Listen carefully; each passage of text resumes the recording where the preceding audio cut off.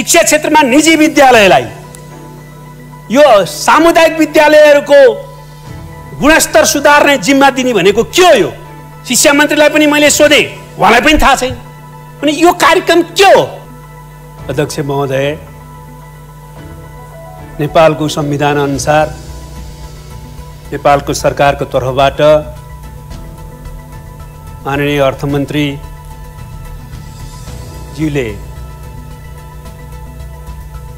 गत 15 गते आगामी आर्थिक वर्ष 77-78 को आयव्ययको वार्षिक अनुमान अर्थात् बजेट प्रस्तुत गर्नुभएको छ। 14 खरब 74 करोड 74 अरब 64 करोड को अनुमानित बजेट अहिलेको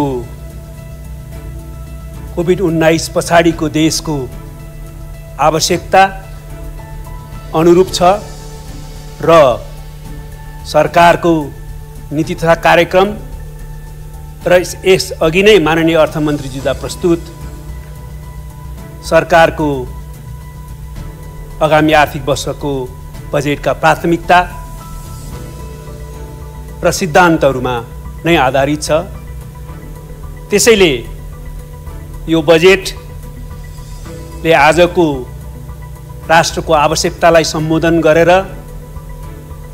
नेपालमा ठूलो परिवर्तन पछाडि जुन सामाजिक न्यायसहितको समृद्धिको लक्ष्य हासिल गर्ने हामीले अपेक्षा गरेका छौं, त्यही दिशातिर उन्मुख हुने आधार यसले तयार गर्नेछ भन्ने मैले ठानेको छु र त्यसैले यो बजेट सकारात्मक अहिलेको आवश्यकता अनुरूप भएकोले यसलाई क्रियान्वयन गरेर जानु नै अहिलेको आवश्यकता रहेको कुरा प्रश्न पार्न चाहन्छु।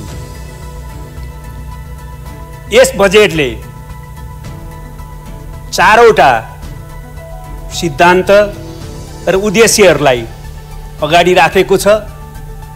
त्यो सिद्धान्त र उद्देश्य मुताबिक यसले 6वटा क्षेत्रहरूलाई प्राथमिकताका क्षेत्रहरू भनेर निर्धारण गरेको छ र त्यो वस्तुसम्मत छ र आजको आवश्यकता अनुसार नै छ। सिद्धान्त र उद्देश्यको कुराकानी गर्दा यसले पहिलो कुरो कोभिड-19 र यस्ता संक्रामक रोगहरू र विपदबाट नेपाली जनतालाई बचाउने, जीवन रक्षा गर्ने उद्देश्य र स्वास्थ्य सुनिश्चितताको उद्देश्यलाई प्राथमिक दिएको छ। उद्देश्य यो सिद्धान्तलाई पक्रेको छ।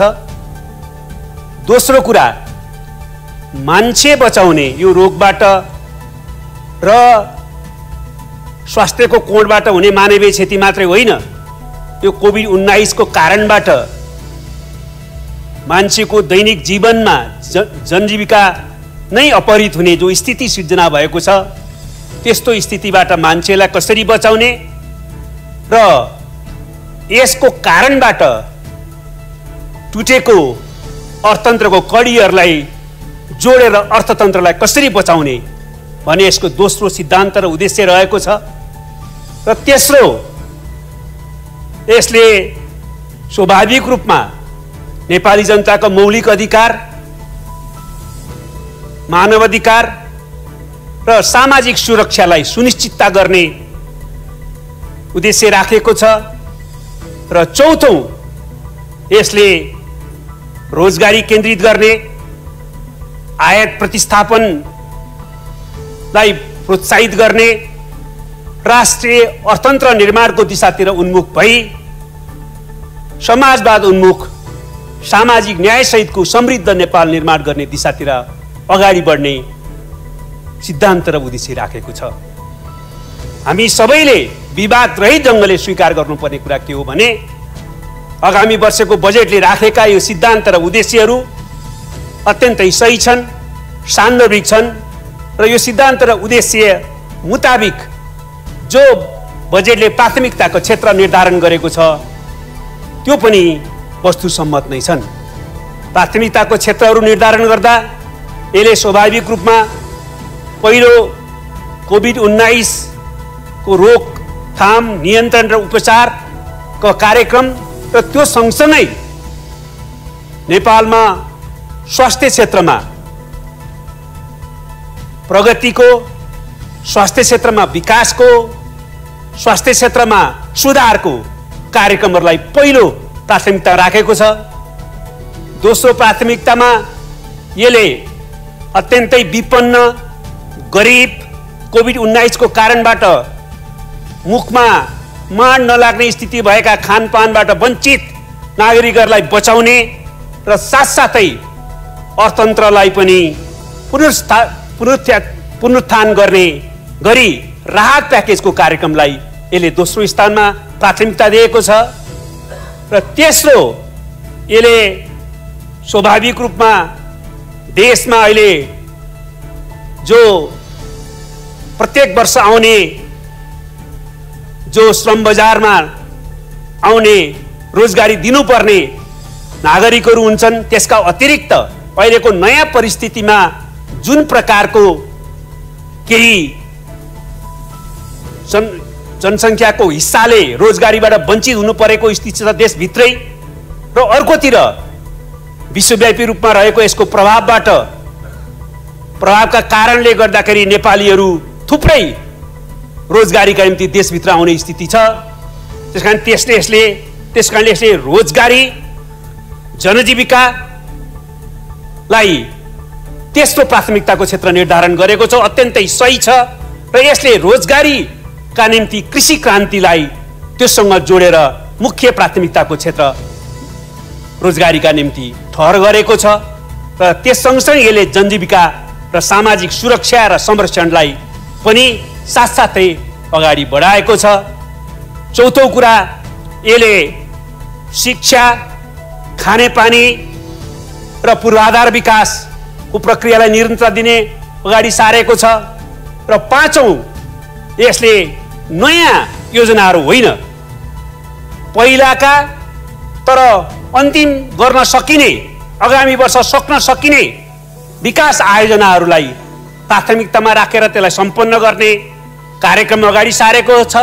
र छैटौं, यसले संहिता क्रियान्वयनको प्रक्रियालाई अगाडि बढाउन आजको सन्दर्भमा संहिता जन आवश्यकता भएको र यसको औचित्य थप पुष्टि भएको सन्दर्भमा वित्तीय संहिता क्रियान्वयन गर्नलाई यसले प्राथमिकता राखेको छ।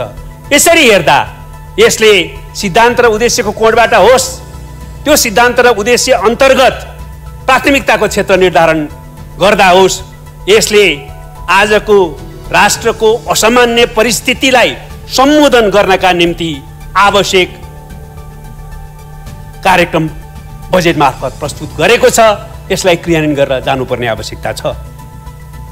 यसको सन्दर्भमा यसले यो सिद्धान्त, उद्देश्य र प्राथमिकताका कार्यक्रमभित्र रहेर थुप्रै नेपाली जनताको आशा र आकांक्षा अनुसारका कार्यक्रमहरू अगाडि सारेको छ। त्यसलाई सरसर्ती रूपमा हेर्ने हो भने यसले स्वास्थ्य तथा जनसङ्ख्या मन्त्रालयको बजेटलाई 32% वृद्धि गरेको छ। कोरोना रोकथाम, नियन्त्रण र उपचारको निम्ति 6 अरब विनियोजन गरिएको छ। त्यस्तै राजधानीमा 300 बेडको छुट्टै सर्वरोग अस्पताल बनाउने, सबै प्रदेशहरूमा चाहिँ यो स्वास्थ्य पूर्वाधार निर्माण गर्न र 12 अरब खर्च विनियोजन गर्ने, सबै प्रदेशमा स्वास्थ्य सर्वरोग अस्पताल स्थापना गर्ने, सबै यो राजमार्गका ठाउँ-ठाउँमा ट्रमा सेन्टरहरू स्थापित गर्ने, सबै प्रदेशमा अत्याधुनिक स्वास्थ्य प्रयोगशाला निर्माण गर्ने र विदेशबाट आउने सबैको स्वास्थ्य परीक्षण नाकामै गर्नको लागि स्वास्थ्य डेस्कको स्थापित गर्ने, 3 वर्षभित्रमा स्वास्थ्य बिमा सबैलाई सुनिश्चित गर्ने र आगामी वर्ष 40%लाई स्वास्थ्य बिमा उपलब्ध गराउने, अन्तर्राष्ट्रिय स्तरको राष्ट्रिय रोग निदान केन्द्रको स्थापना गर्ने, सेटेलाइट क्लिनिकहरू सञ्चालन गर्ने, निजी अस्पतालका चिकित्सकहरूलाई जिल्ला अस्पताल र स्थानीय स्वास्थ्य संस्थाहरूमा काम गर्ने स्थिति सुनिश्चित गर्ने काम स्वास्थ्य क्षेत्रमा गरिएका छन्। त्यस्तै रोजगारीको क्षेत्रमा 8 लाख श्रमिकहरूलाई रोजगारी उपलब्ध गराउने कार्यक्रम ल्याएको छ। र त्यस्तो स्थितिमा विदेशी नागरिकहरूलाई देशभित्र बिना रोकटोक जथाभावी श्रम गर्ने स्थितिलाई अन्त्य गर्न राष्ट्रले आवश्यक ठानेको अवस्थामा मात्रै विदेशी नागरिकलाई श्रमको निम्ति आधार तयार पार्नका निम्ति वर्क परमिट अथवा श्रम इजाजत पत्र लागू गर्ने कार्यक्रम ल्याएको छ। त्यो अत्यन्तै सही छ, सामयिक छ। त्यस्तै गरेर सामाजिक सुरक्षाको हकमा सबै विपन्न, अशक्त, अपाङ्गता भएका व्यक्तिहरू, एकल महिला, ज्येष्ठ नागरिक र लोपोन्मुख र सीमान्तकृत समुदायलाई सामाजिक सुरक्षा भत्तालाई निरन्तरता दिने नीति ल्याएको छ। दलित, कर्णाली क्षेत्र र तराई मधेस लगायतका गरिबीको रेखामुनि रहेका 13 लाख चाहिँ बालकलाई संरक्षण गर्ने नीति ल्याएको छ। शहीद तथा द्वन्द्व पीडितलाई राज्यको तर्फबाट संरक्षण गर्ने नीति ल्याएको छ। भूमि दलितलाई आगामी वर्ष नै आवासको लागि जग्गा उपलब्ध गराउने कार्यक्रम ल्याएको छ। गरिब घर परिवार सर्वेक्षण आगामी वर्ष सक्ने र राज्यले सुविधा दिने गरी उनीहरूलाई परिचय पत्र वितरण गर्ने र राज्य सुविधाको सूचीमा उनीहरूलाई लक्षित समूहको रूपमा स्थापित गर्ने महत्त्वपूर्ण कार्यक्रम पनि बजेटमा समावेश गरिएको छ। अर्को कुरा कृषि क्रान्तितिर उन्मुख हुने गरी सिंचाई, मल, बिउ, पुँजी, प्रविधि र बजारलाई सुनिश्चित गर्ने कार्यक्रम ल्याएको छ। त्यस्तै राज्य कोषबाट बेहोरिने सबै सुरक्षाकर्मी र प्रहरी र अरू कर्मचारीहरूको पोसाक, जुत्ता र उपभोग्य सामग्री देशभित्रै उत्पादन गरेर त्यसको उपभोग गर्ने अत्यन्तै आवश्यक कार्यक्रमले अगाडि सारेको छ। आगामी वर्ष आधारभूत शिक्षामा सबैको पहुँचलाई सुनिश्चित गरिएको छ। विपन्न, अपाङ्गता भएका शहीदका छोराछोरी र जीवनदारलाई 26 लाख विद्यार्थीलाई छात्रवृत्ति दिने कार्यक्रम ल्याएको छ। दिवा खाजा कार्यक्रमलाई अब 43 जिल्लाको सट्टा देशव्यापी बनाउने कार्यक्रम ल्याएको छ। 13,40,000 छात्रहरूलाई निःशुल्क सेनिटरी प्याड उपलब्ध गराउने कार्यक्रम ल्याएको छ। 6,000 स्वयंसेवक शिक्षकहरू परिचालन गर्ने कार्यक्रम ल्याएको छ। युजिसीको अनुदान नतिजामा आधारित गर्ने कार्यक्रम ल्याएको छ। प्रत्येक प्रदेशमा बहुप्राविधिक शिक्षालयको कार्यक्रम पनि ल्याएको छ। असहाय र संरक्षण नभएका ज्येष्ठ नागरिकलाई निःशुल्क संरक्षण र उपचार गर्ने, स्वास्थ्य उपचार गर्ने कार्यक्रम ल्याएको छ। आगामी 2 वर्षभित्रमा सबैलाई ऊर्जा पहुँच सुनिश्चित गर्ने, गरिब र विपन्नलाई विद्युत जडान निःशुल्क गरिदिने कार्यक्रम ल्याएको छ र आगामी 3 वर्षभित्र सबैको खर र फुस्रो छाना अन्त्य गर्ने र आगामी वर्ष 1 लाख सुरक्षित आवास तयार गर्ने कार्यक्रम ल्याएको छ। त्यस्तै गरी आगामी वर्षदेखि विद्युतीय राहदानी लागू गर्ने कार्यक्रम ल्याइएको छ र सार्वजनिक खर्च पुनरावलोकन गर्दै त्यसलाई मितव्ययताको नीति अपनाउन गर्न बैठक, प्रोत्साहन, खाजा, अतिरिक्त समय सबै भत्ताहरू कर्मचारीको निम्ति खारेज गर्ने सही निर्णय ल्याएको छ। चुरोट, सिगार, गुटखा आदिमा कर वृद्धि गरिएको छ। सुन तथा सुनका गहनामा भन्सार महसुल वृद्धि गरिएको छ। खानेपानी तथा सरसफाई उपभोक्ता समूहलाई आयकर नलाग्ने गरिएको छ। गाउँपालिकामा सञ्चालित सबै किसिमका सहकारीलाई आयकरमा पुनः छुट दिने कार्यक्रम पनि यसले ल्याएको छ। साथै यो योगदानमा आधारित सामाजिक सुरक्षा कोषको सन्दर्भमा यो जुन कोरोना प्रभावित अवधि भरको रोजगारदाता र श्रमिकले जम्मा गर्नुपर्ने रकम राज्यले नै राखिदिने र त्यो रकमको कोषबाट रोजगारदाताले त्यस बिचका तलबको निम्ति उपयोग गर्न सक्ने र पछाडि सामर्थ्य फिर्ता गर्ने जस्ता कार्यक्रमहरू पनि ल्याएको छ। यसरी थुप्रै अत्यन्तै राम्रा कार्यक्रमहरू ल्याएको छ जसलाई क्रियान्वयन गरेर नै हामी अहिले जनता बचाउने, अर्थतन्त्र बचाउने र देशलाई समृद्धि उन्मुख गराउने दिशातिर जान सकिन्छ। यस्तो बजेट ल्याएको सन्दर्भमा पनि प्रमुख प्रतिपक्षी लगायत कतिपय व्यक्तित्वहरूले यसमाथि 2-3 चाहिँ आरोपहरू लगाउने अथवा चिन्ता व्यक्त गर्नुभएको छ। त्यसमा पहिलो कुरो त बजेटको आकार ठुलो भयो, यति यो यथार्थवादी भएन भन्ने छ। बजेटको आकार यो यथार्थसम्मत छ। बजेटको आकारका सन्दर्भमा मैले यस अगाडि प्री बजेट डिस्कसनमा पनि भनेको थिएँ, अहिले सङ्कट पर्यो भनेर बजेटको आकार साह्रै सानो बनाउने ढङ्गले सोच्नु हुँदैन। महत्त्वकाङ्क्षी, धेरै महत्त्वकाङ्क्षी नराखौँ, तर यथार्थसम्मत नै हामीले ठिकै साइडको बजेट ल्याउनुपर्छ भनेर भनेका थियौँ र अहिले त्यसै अनुसार बजेट आएको छ। यो बजेटको हाम्रो आय जो स्थिति छ, आयको अनुमान त्यसलाई पुरा गर्न सकिने खालको छ। त्यसकारणले यो अतिरञ्जित प्रकारको साइज भयो भन्ने कुरा सही होइन। आर्थिक वृद्धि दर 7% असम्भव छ भन्ने कुरा पनि चर्चामा आउने गरेको छ। 7% आर्थिक वृद्धि पनि सम्भव छ। अब अलिकति यताउता जहिले पनि हुने गरेको छ, तर यसलाई दुईटा कोणबाट हेर्यो भने यो वृद्धि सम्भव छ। एउटा त कृषिमा मौसमको अनुकूलता यस वर्ष रहनेछ। दोस्रो 15 लाख करिब अझ दक्षयुक्त अर्को क्षेत्रमा काम गरिरहेकाहरू पनि कृषिमा अहिले श्रमिकको रूपमा जाने र कृषि व्यवसायमा जाने सम्भावना छ। त्यसैले गर्दाखेरि कृषि उत्पादनमा हुने वृद्धि मात्रै हेर्ने हो भने पनि यो सम्भावना छ। त्यसै गरेर यो आर्थिक वृद्धि दरलाई हामीले बेस इयरको आधारमा पनि हेर्नुपर्ने हुन्छ। अहिलेको बेस इयर इफेक्टको हेर्ने हो भने अहिले हाम्रो आर्थिक वृद्धि दर 2% मात्रै हुने स्थितिमा त्यसलाई ल्याएर हेर्दाखेरि 7% आर्थिक वृद्धिको सम्भावना छ। हामीले भूकम्पको बेलामा हेर्यौँ भने भूकम्पको बेलामा आर्थिक वृद्धि हाम्रो स्वात्तै तल झरेको थियो। त्यसकारणले अर्को वर्ष हाम्रो आर्थिक वृद्धि 7% पुग्ने हाम्रो अनुमानलाई त्यसले पुरा गरेको थियो, बढाएको थियो। त्यसकारणले आर्थिक वृद्धि पनि वस्तुसम्मत नै छ। त्यसै गरी अर्को ऋण, यो चाहिँ जो आन्तरिक र बाह्य ऋणको कुरा गरिएको छ, यो चाहिँ वस्तुसम्मत छैन, यति उठाउन सम्भव छैन जो भन्ने कुरा गरिएको छ, त्यो पनि त्यस्तो स्थिति होइन। हामीले अझ, मेरो विचारमा त अझ ऋणलाई बढी उठाएर भने बजेटको थोरै साइज बढाउनु पनि सकिन्थ्यो जस्तो लाग्छ। तैपनि अर्थमन्त्रीज्यूले अहिलेको आवश्यकता अनुसार आन्तरिक र बाह्य ऋणको सन्दर्भमा जति यहाँ राख्नु भएको छ त्यो पनि सही छ। त्यसैले यो बजेट यथार्थसम्मत छ, यसलाई क्रियान्वयन गर्नु आवश्यक छ। जतिसुकै चुनौती भए पनि यसलाई क्रियान्वयन गरेर जाँदा अहिले अर्थतन्त्रले भोगेका समस्याहरूलाई चिर्दै अर्थतन्त्रलाई चलायमान र गतिशील बनाउँदै हामीले लक्ष्य गरेको सामाजिक न्यायसहितको समृद्ध नेपाल निर्माणको आधार तयार गर्ने क्षेत्र जान सकिन्छ भन्ने स्पष्ट छ। अब म माननीय अर्थमन्त्रीजीले प्रस्तुत गर्नुभएको बजेटका सन्दर्भमा केही विषयहरूमा गम्भीर ध्यानाकर्षण गराउन पनि चाहन्छु। पहिलो कुरो, अहिले कोभिड-19 को विश्व महामारीको सन्दर्भमा विश्वव्यापी रूपमा एउटा ठुलो रिथिङ्किङ प्रोसेस, पुनर्विचारको प्रक्रिया सुरुवात भएको छ। हाम्रो जीवन दृष्टिकोणमा, हाम्रो विकासको ढाँचामा र हाम्रो सामाजिक आर्थिक राजनीतिक प्रणालीमा हामीले चाहिँ विश्वव्यापी रूपमा बहस भइरहेको देखेका छौँ र नयाँ विश्व व्यवस्थातिर पनि बहस हुँदैछ। तर अहिलेको हाम्रो अर्थमन्त्रीजीले पेश गर्नुभएको बजेटमा यसको सामान्य सङ्केत पनि छैन। हामीले प्रकृति मैत्री र हामीले चाहिँ समाजमुखी यो विकासको ढाँचा अनुरूप अगाडि बढ्ने कुरालाई प्रष्ट आत्मसात गरेर त्यो आधारमा अगाडि बढ्ने एउटा हामीले प्रष्टता हासिल गर्नु पर्थ्यो। त्यसलाई बजेटमा त्यो ढङ्गले अगाडि बढ्ने प्रतिबद्धता सहित आउनु पर्थ्यो। दोस्रो कुरा, कोभिड-19 पछिको असामान्य परिस्थितिलाई सम्बोधन गर्ने बजेट त आएको छ, त्यो सही छ।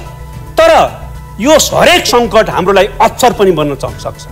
कोभिड-19ले हाम्रो लागि एउटा अवसर दिन सक्छ। त्यसकारणले गेम चेन्जिङ भिजन र कमिटमेन्ट यसमा चाहिन्थ्यो, बोल्डनेस चाहिन्थ्यो। असामान्यलाई सम्बोधन गर्न जे सामान्य चाहिन्छ त्यो मात्रै सम्बोधन गर्न हुँदैन थियो। हामीले यतिखेर चाहिँ अत्यन्तै साहसका साथ हामीले नयाँ दिशामा जाने एउटा चाहिँ भिजन र कमिटमेन्ट त्यसमा प्रस्तुत गर्नु पर्थ्यो। त्यसमा सायद अलिक कमी भयो, बोल्डनेस कमी भयो, कमिटमेन्ट कमी भयो जस्तो लाग्छ। तेस्रो कुरा, रोजगारी सृजना र कृषिमा बजेट र घनीभूत योजनामा पनि अझै बढी हामीले केन्द्रित गर्नु पर्थ्यो, त्यो पर्याप्त भएन कि भन्ने लाग्छ। अर्को कुरा, स्वास्थ्य क्षेत्रमा पूर्वाधार विकास सहित थुप्रै महत्त्वपूर्ण कुराहरू ल्याएको छ, अत्यन्तै सही छ। तर एउटा गम्भीर विषयमा उठाउन चाहन्छु। स्वास्थ्य क्षेत्रको सुधारको कुरा गर्दा, पूर्वाधार विकासको कुरा गर्दा एक शब्द पनि जनस्वास्थ्यको बारेमा उल्लेख गरिएको छैन। क्युरेटिभ मेडिसिनतिर मात्र ध्यान केन्द्रित गरिएको छ, जबकि विश्वमा अहिले हिजो पनि तर अहिले बढी जनस्वास्थ्यको आवश्यकता, पब्लिक हेल्थ पोलिसीमा जोड दिनुपर्ने आवश्यकता छ भन्ने कुरा स्थापित भएको छ। तर पब्लिक हेल्थ पोलिसीको बारेमा केही पनि उल्लेख छैन, त्यसमा कुनै कार्यक्रम छैन। त्यसैले म यसबारेमा गम्भीर ध्यानाकर्षण गराउन चाहन्छु। यो क्षेत्रबाट हामी खालि क्युरेटिभ मात्रैमा ध्यान दिएर स्वास्थ्य क्षेत्रको सुधार गर्न सक्दैनौँ। हामीले पब्लिक हेल्थ रिसर्च काउन्सिल बनाएर पब्लिक हेल्थमा नयाँ नयाँ चाहिँ कार्यक्रमहरू ल्याएर त्यसलाई प्राथमिकता साथ अगाडि बढाउनु पर्ने आवश्यकता छ। त्यसै गरी मैले शिक्षा क्षेत्रमा एउटा नबुझेको कुरा छ। शिक्षा क्षेत्रमा निजी विद्यालयलाई, यो सामुदायिक विद्यालयहरूको गुणस्तर सुधार्ने जिम्मा दिने भनेको के हो? यो शिक्षा मन्त्रीलाई पनि मैले सोधेँ, उहाँलाई पनि थाहा छैन। अनि यो कार्यक्रम के हो? यसले के सामुदायिक र आङ्गिक क्याम्पस र सामुदायिक विद्यालयहरूलाई सार्वजनिक र गुणस्तरीय शिक्षाको मूल थलो बनाउने भन्नेको हाम्रो दृष्टिकोण र प्रतिबद्धतालाई पुरा गर्छ। त्यसकारण यो बारेमा पनि म प्रश्न हुन चाहन्छु।